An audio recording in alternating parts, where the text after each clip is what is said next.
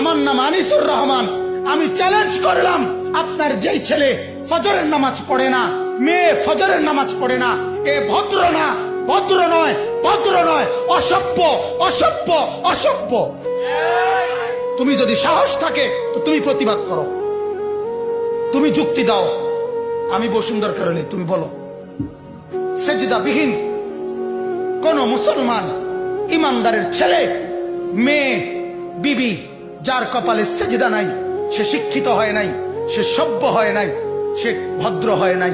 আল্লাহ কোরআনে বলছে, ইবলিসকে, ইবলিস তুই সেজদা করলি না, অহংকার করেছিস, তুই বের হ আমার থেকে।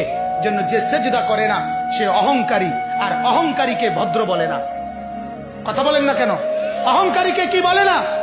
ভদ্র বলে না। নাই তো বলেন আপনি পৃথিবীর কোন ডিকশনারিতে আছে কথা যে অহংকারীকে সভ্য বলে, অহংকারীকে ভদ্র বলে?